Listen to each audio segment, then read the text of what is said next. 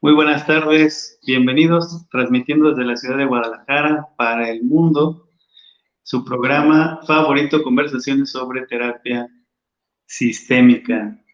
Es un espacio en donde hacemos divulgación acerca de la epistemología sistémica, los enfoques que se derivan de ella, y bueno, revisamos cada cierto tiempo revisamos un libro, una obra de la literatura especializada en terapia familiar sistémica. Bueno, como en otras ocasiones, me acompaña para conversar el doctor Mauricio Leija. ¿Cómo estás, Mauricio? Hola Emanuel, ¿qué tal? ¿Cómo estás? Muy bien, muy contento de que ya vamos en la recta final de este libro que estamos revisando y que pronto pues, vamos a tener la terna para elegir el próximo, el próximo libro a revisar. Sí, yo ya tengo yo me definí por mi candidato. ¿Así? ¿Cuál es tu Es candidato? es un libro del que hablamos en la transmisión pasada, que es el de Carl Whitaker, Meditaciones Nocturnas de un Terapeuta Familiar. Ese libro me encanta, de hecho, creo que es mi libro favorito de terapia familiar. No, muy bien. Ajá, entonces yo propongo ese, pero pues vamos viendo.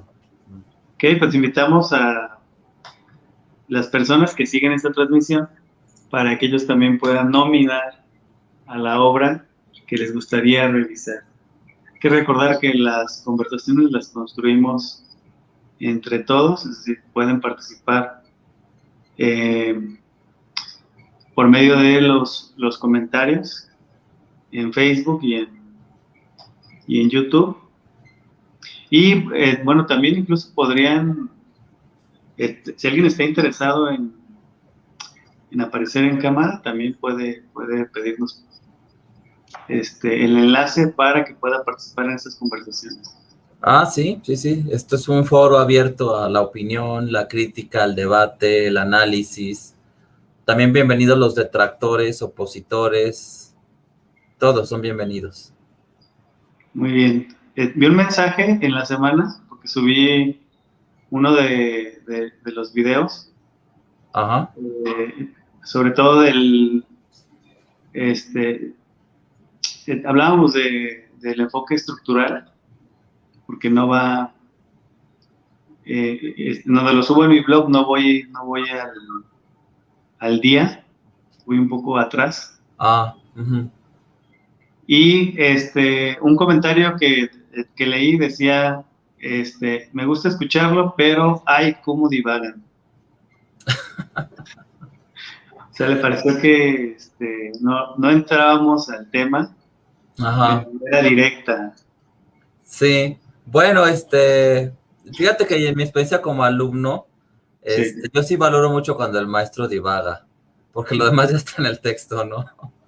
Y a sí, veces las sí. divagaciones son los mejores momentos de una clase. No sé, también tema de investigación. Esperemos. Este, Se podría, por ejemplo, videograbar una serie de clases y ver en qué momento el profesor divaga y después preguntar al alumno qué fue lo que más te llamó la atención de lo que se dijo en esta clase, qué fue lo que más te impactó, lo que te apasionó, lo que te llevó a revisar un autor y resulta que fue en el momento en que el profesor divagó. Pudiera ser, ¿no? Y lo mismo pudiéramos decir de una sesión de terapia, ¿no? Sí, sí, sí, sí. El terapeuta puede pensar que centrándose en el modelo o en las intervenciones o en los pasos que dicta el método del modelo que esté llevando a cabo, va a ser más exitosa su práctica o su sesión. Y muchas veces si le preguntáramos al usuario, pues contestaría tal vez que otro momento fue el más significativo, no precisamente los momentos que tienen que ver con el modelo de terapia. Bueno, porque en realidad eso me recuerda las bases que hemos sentado para crear este proyecto y que, pues, si bien es cierto, al inicio empezamos con clases muy formales, donde el profesor exponía el tema y no había un diálogo, esto fue migrando hacia pues, conversatorios, ¿no? En donde se da para la divagación. Ajá, damos espacio para divagar. Sí, y también para, estar atentos a los comentarios de los que nos escuchan, aunque nos hagan también divagar un poco. Muy bien, entonces los invitamos a que puedan divagar con nosotros acerca del tema. Y bueno, ¿cuál es el capítulo que nos ocupa el día de hoy? Nos ocupa el capítulo número 13. Sí. Estamos llegando a los últimos capítulos. En la biotransmisión anterior revisamos el capítulo acerca de los grandes originales de la terapia. Y ahora vamos a revisar, antes de entrar a los modelos propios del enfoque sistémico, modelos que forman parte de las escuelas de terapia familiar, pero que por sus características, por sus propósitos, sus objetivos, distan mucho de los enfoques sistémicos. Entonces, Lynn Hoffman les ha llamado enfoques históricamente orientados a la terapia familiar. Se trata de enfoques que son muy parecidos a lo que esperaríamos de un enfoque psicodinámico. Uh-huh. Porque fíjate que algo interesante es que si nos vamos a escarbar sobre los intentos que se han hecho para trabajar con familias o con parejas, pues sí vemos que los modelos centrados en el paciente con una orientación psicodinámica también han hecho sus intentos por trabajar con familias o trabajar con parejas. De hecho, hay un libro que a mí me gusta mucho de Gabbard. Sí. Es una autoridad en psicoanálisis que se llama Psiquiatría Psicodinámica de la Práctica Clínica, y ahí dedica parte de un capítulo a hablar sobre terapia familiar con un enfoque psicoanalítico. Sí. Muy interesante, ¿no? Y sustentado en bibliografía, en publicaciones, ¿no? Y yo recientemente, en una de las transmisiones que hicimos sobre TDAH y pareja, recordarás que cité a Aaron Beck y traje una obra que ya me la llevé a mi casa, que era sobre terapia de pareja, pero desde el abordaje cognitivo-conductual. Entonces, tanto el psicoanálisis como la terapia cognitivo-conductual también han tratado de superar al individuo y empezar a trabajar con familias y con parejas, ¿no? Claro, creo que pues la epistemología sistémica nació diseñada para eso y creo que tiene muchísimas más ventajas, pero también vale la pena a veces echar una mirada a esos intentos de estas otras epistemologías y también entender cómo los terapeutas familiares se fueron desprendiendo de eso. Porque de hecho pienso que en realidad el psicoanálisis, ya psicoanalistas de una segunda generación, como fue el que estuvo representado por Harry Stack Sullivan, Karen Horney, Eric Fromm, ya es un psicoanálisis ya más orientado hacia lo social. Es decir, esos psicoanalistas ya no eran muy felices estando en su torre de marfil, analizando un paciente en un diván. Ya estaban analizando fenómenos sociales. O sea, dieron un salto cuántico. Y de hecho, hasta hay un libro que se publicó aquí en México que se consigue por el Fondo de Cultura Económica de Eric Fromm, donde habla sobre las características de una comunidad en el estado de Morelos. Y el libro se llama Sociopsicoanálisis del campesino mexicano. Uh-huh. Entonces habla de relaciones familiares, muy interesante, ¿no? Esas aportaciones, y bueno, también no podemos olvidar que muchos de los grandes pilares de la terapia familiar, pues fueron psicoanalistas que ejercieron esta práctica por mucho tiempo. Incluso el mismo Minuchin, en mi segundo libro favorito, que es La recuperación de la familia, él dice cómo él mismo, que sabía fabricar muebles, él había hecho su primer diván con mucho entusiasmo. Sí. Podemos decir, bueno, que el trabajo con familias en psicoterapia no es exclusivo de la terapia sistémica. Exacto. Es decir, ya en otros enfoques se puede trabajar o se interesan por trabajar con las parejas o con las familias. Así es. Bueno, entonces vamos viendo a qué le llama Lynn Hoffman un enfoque históricamente orientado a la terapia familiar. A ver, es que aquí se me movió un poquito, Emanuel, pero ya aquí estamos con el material visual. Muy bien. Nos habla precisamente de la influencia que ha tenido el psicoanálisis en algunos de los enfoques de la terapia familiar. Y bueno, lo que este capítulo nos presenta son 3 ejemplos de enfoques que, a diferencia de los enfoques sistémicos que están enfocados en el cambio que se produce en el contexto, estos enfoques que vamos a revisar son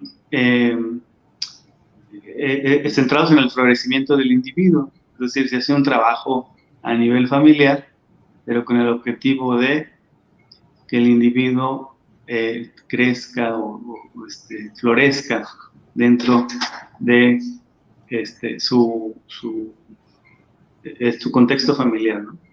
Fíjate que pienso que el hecho de que los terapeutas familiares pasaran de buscar el cambio del paciente al cambio del contexto del sistema fue por el hecho de que hubo un momento en la historia de la psicopatología en donde hubo mucho interés por familias de esquizofrénicos y familias de pacientes con anorexia nerviosa, que sabemos que al ser considerados trastornos graves, pues era más difícil trabajarlo esperando que el cambio viniera de pacientes gravemente perturbados, muy trastornados, ¿no? Pacientes que tenían alucinaciones, que tenían delirio de persecución, o chicas que se negaban a comer y que no había poder humano para que ingirieran algún alimento. De hecho, hay una frase de un autor que me gusta mucho, que dice que la paciente con anorexia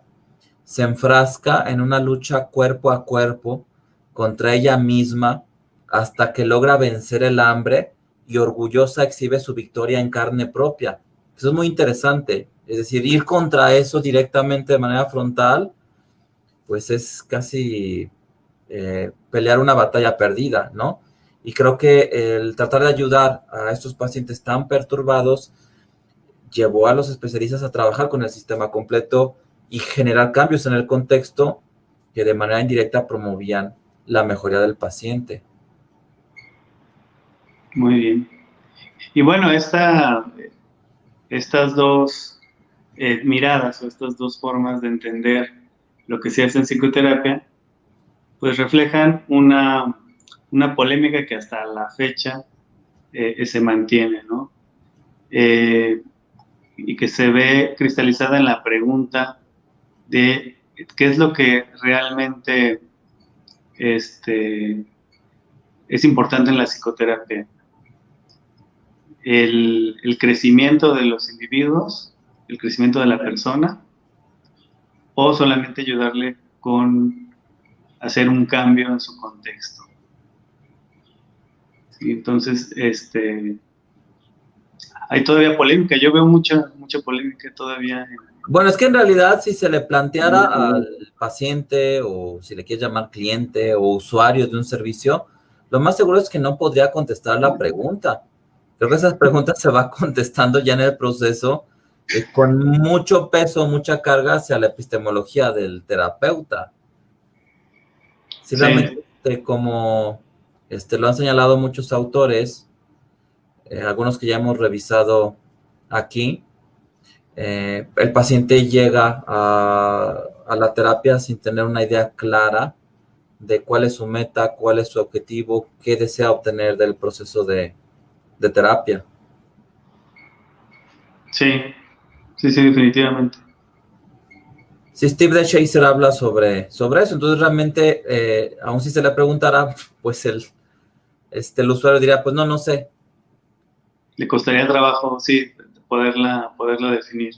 Ajá. Entonces creo que también muchos fenómenos se van dando de manera automática y que depende de a dónde llegaste, en qué época llegaste, con quién llegaste, y a partir de ahí se centran las bases para generar algo, ¿no? Pero fíjate, a mí se me hace muy interesante que en realidad, en la historia de la psicoterapia, sí vemos una influencia muy fuerte de un extremo en el que el objetivo principal era lograr el autoconocimiento, conócete a ti mismo, Sí. a un método para resolver problemas. Ajá. O sea, a inicios del siglo XX a nadie le interesaba resolver problemas.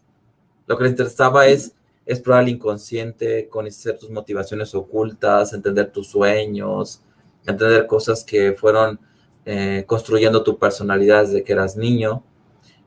Y ahora ya no hay mucho interés, incluso en la misma población, dejando fuera a los especialistas en esos objetivos, sino que realmente la gente sí va a resolver problemas. De hecho, en el tiempo que yo llevo de ejercer la psicoterapia, no me ha llegado todavía una persona que me diga, yo vengo a un proceso porque quiero conocerme más. Todavía no llega esa persona. No sé si va a llegar, pero no ha llegado todavía alguien que me diga eso, porque francamente, si alguien llega y dice eso, yo no sabría qué hacer.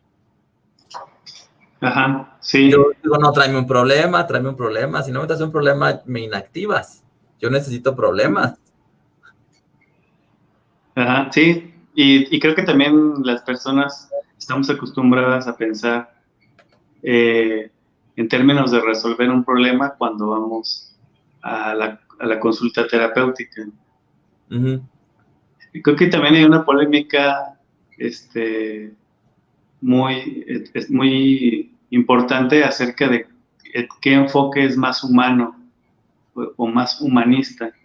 Ajá. Sí. Pensar en ayudar por medio del proceso psicoterapéutico al crecimiento humano, o más bien es, es igual de humanista o más humanista el ayudarlo a resolver sus problemas.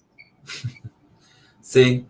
Sí, eso sea un tema de acalorados debates, ¿no? Entre psicoterapeutas. Yo pienso que es más humano ayudarlo a resolver sus problemas. Bueno, yo creo que el desarrollo del individuo es algo innato. En realidad, el terapeuta quita algunas piedras del camino y ya. El mismo Irving Yalom, él dice, yo no sabría cómo hacerle para que un padre de familia realice de manera adecuada sus funciones parentales o el miembro de una pareja sea un buen esposo. Yo no sé hacer eso. Yo lo único que sé es quitar algunas piedritas del camino y dejar que la planta florezca sola, ¿no? Por la inercia que tiene su propio desarrollo como individuo. Entonces creo que los terapeutas sistémicos, y esto ya lo he comentado, sí confiamos más en las capacidades y en los recursos de nuestros pacientes y estamos más relajados, no creemos que todo depende de nosotros. Sabemos que podemos hacer algunas cosas y que se va a dar el desarrollo. Incluso Jay Haley ha hablado de que el paciente ya empieza a mejorar cuando todavía ni va a la cita. Todavía ni tiene la primera cita, ya tiene un 50% de mejoría, ¿no? Entonces, esto te habla de que los procesos de desarrollo son independientes de la ayuda profesional. Sí, sí, sí, claro. Y fíjate, de hecho es muy interesante cuando un paciente cambia en un proceso de terapia o cualquier tratamiento y el que está conduciendo el proceso le pregunta, bueno, entiendo que has cambiado, pero desde tu punto de vista, ¿qué es lo que te ha ayudado a cambiar? ¿Qué fue lo que te hizo cambiar? Y con mucha frecuencia el paciente no da la respuesta que espera el terapeuta.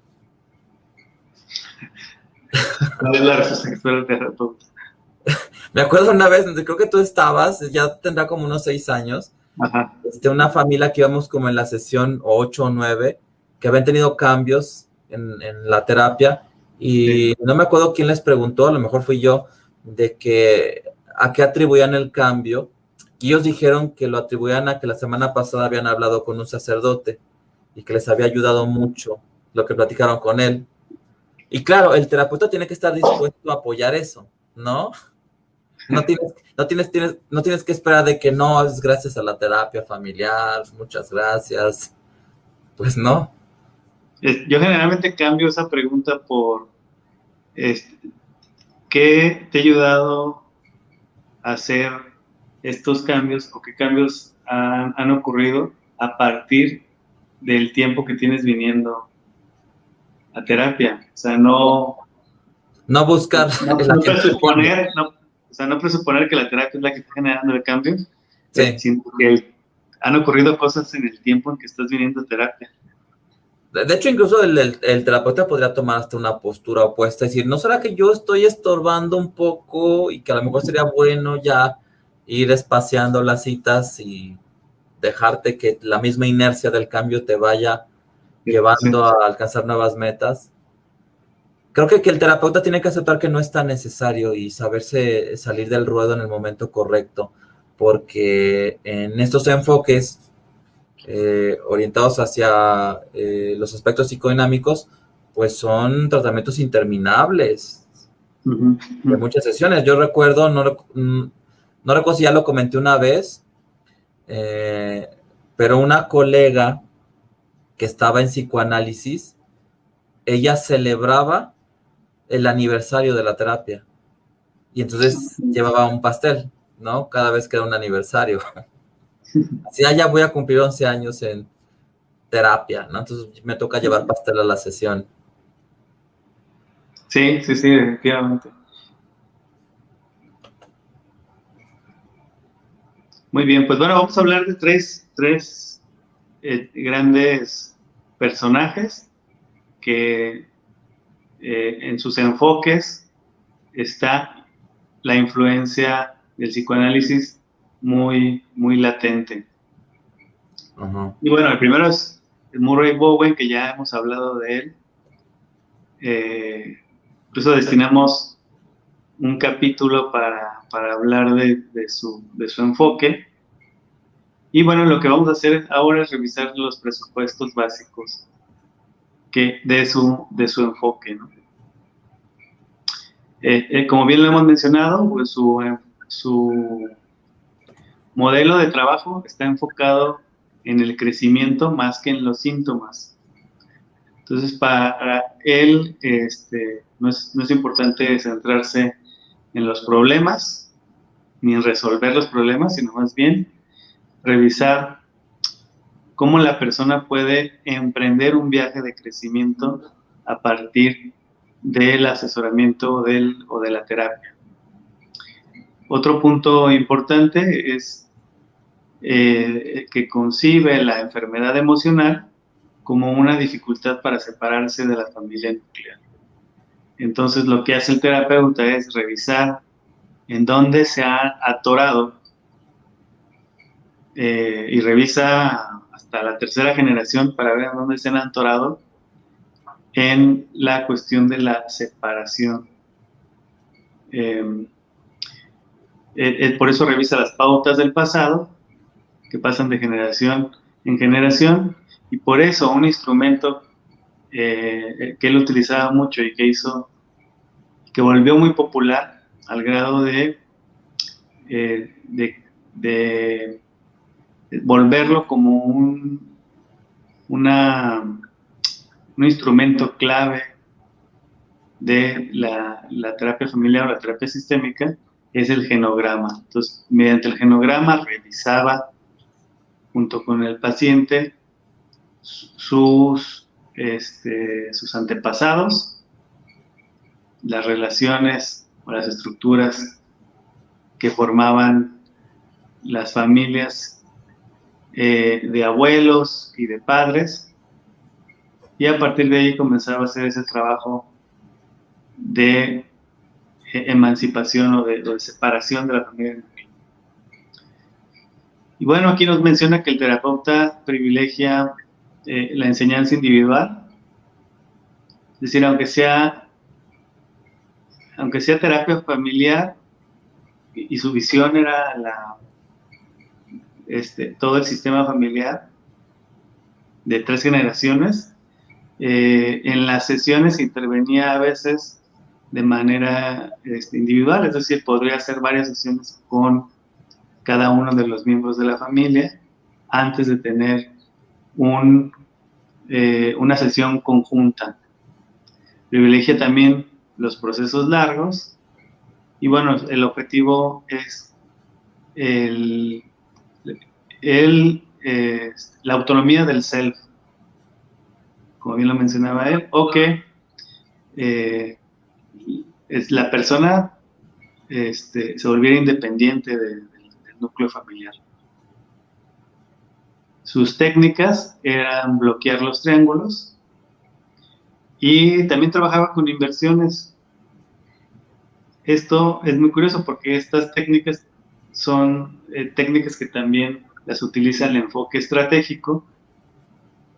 Si recordemos que el enfoque estratégico de Madanés y de Jay Haley también incluía esas herramientas de bloquear los triángulos, de prescribir inversiones y a partir de ahí empezaba a romper las pautas, siempre con una mirada transgeneracional o multigeneracional. Uh-huh. Muy bien, y bueno, vamos a ver ahora el enfoque de este terapeuta, Norman Powell, que no es muy famoso. ¿Tú lo conocías? No, de hecho, no sé si se puedan conseguir obras de él. Sí, mira, aquí nos menciona alguna obra, pero está en inglés. El rol de la empatía en la terapia de pareja conjunta. Es un artículo más bien de un libro de Iván Nagy que se llama Terapia familiar para familias perturbadas o trastornadas.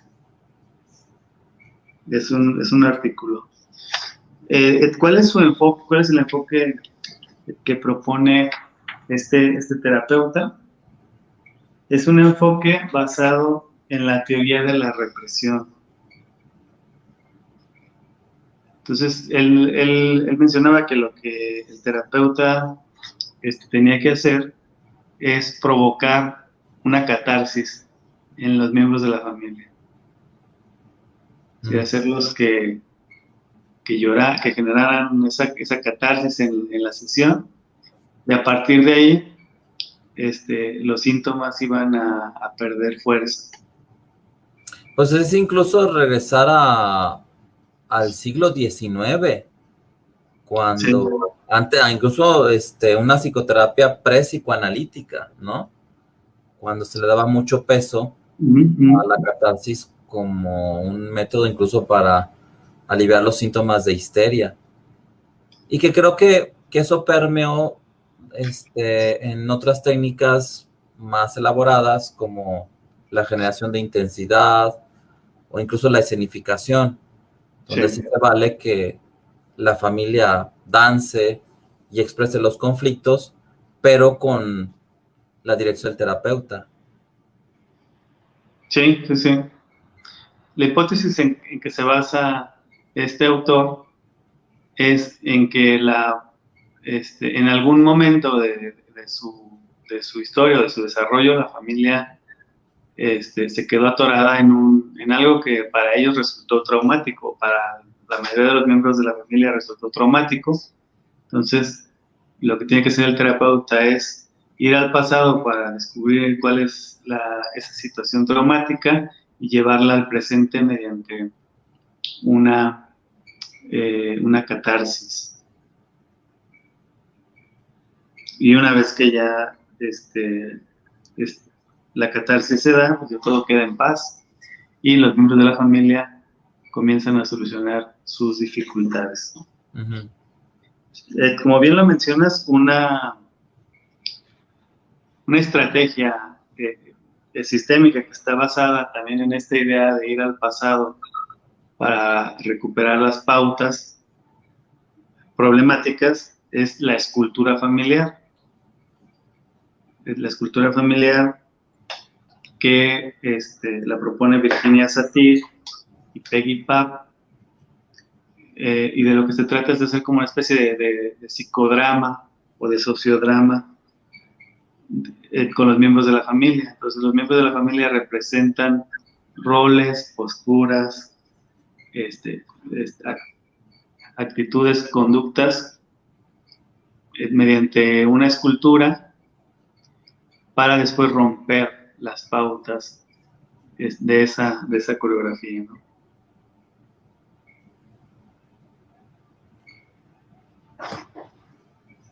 Muy bien, pues ya estamos sobre el tiempo, pero ¿cómo ves si...? Sí, presentamos ya lo último, que es el enfoque de Iván Nagy. Este autor sí tiene literatura traducida al español. Su libro, creo que más popular, es Lealtades Invisibles. Las lealtades invisibles en la familia, algo así. Y bueno, de lo que se trata su enfoque es de una metáfora que utiliza a la hora de abordar a las familias. La metáfora es acerca de un libro de cuentas familiar. Es decir, él menciona que la familia es un sistema multigeneracional de obligaciones y deudas que deben de pagarse con el tiempo. Entonces el terapeuta tiene que revisar qué injusticias se han hecho a lo largo de la historia familiar. Entonces revisa atrás, muchas generaciones atrás, porque probablemente hay una injusticia que se está cobrando o que no se ha liquidado, más bien en el momento presente. Es muy interesante eso, muy interesante. Entonces, una injusticia, por ejemplo, entre la abuela y la madre, la puede estar pagando una hija. Sí. Y entonces los problemas surgen o los síntomas surgen a partir de que la manera en que intentan pagar esa cuenta no es lo suficientemente justa o no es lo suficientemente adecuada como para liquidarla. Uh-huh. Lo que el terapeuta tiene que hacer es ayudarles a que liquiden las cuentas de la mejor manera posible. Uh-huh. ¿Sí? Y es muy interesante porque el terapeuta se convierte en un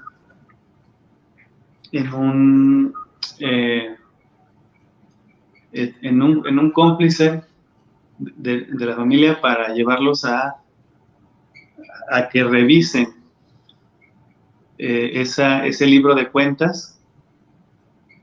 Entonces lo que tiene que hacer el terapeuta es generar un espacio en donde las personas se sientan seguras, se sientan en confianza para poder hablar de esas injusticias a lo largo de su árbol genealógico, ¿no? De toda su historia familiar. Y una vez identificadas las injusticias, pues ayudarlas a liquidarlas. Bueno, llegó una pregunta, Manuel. ¿La leemos antes de irnos? Claro que sí. A ver, es de Clau Quesada. Dice, pregunta, ¿cómo movimientos en el sistema aparecen y o desaparecen situaciones? Que es del ejemplo que citamos hace unos minutos. Sí. La llegada del sacerdote y la apertura a escucharlo será parte del avance en la sensibilización y resolución. ¿Qué piensas, Emanuel? A ver, ¿no? De nuevo. A ver, otra vez. Sí. Pregunta, como movimiento en el sistema, aparecen y o desaparecen situaciones. Por lo que dice que pues, los sistemas están siempre en constante cambio, ¿no? Todo cambia. Y habla del caso de este sacerdote que te comentaba que la familia dice que lo escucharon y que empezaron a cambiar. La llegada del sacerdote y la apertura a escucharlo será parte del avance en la sensibilización y resolución. Sí, o sea que realmente, si hay algo en el proceso terapéutico que hace que la familia tenga más apertura a las influencias de su comunidad, no nada más de los recursos de ellos como familia, sino de los recursos que están en su ambiente social inmediato y que antes a lo mejor no veían. Sí, yo pienso que sí. Pudiera ser una forma de leerlo, pero creo que nunca sabremos, y creo que ese es el planteamiento que hacemos a la hora de compartir este ejemplo. Nunca sabremos si realmente, o sea, de dónde está la causa.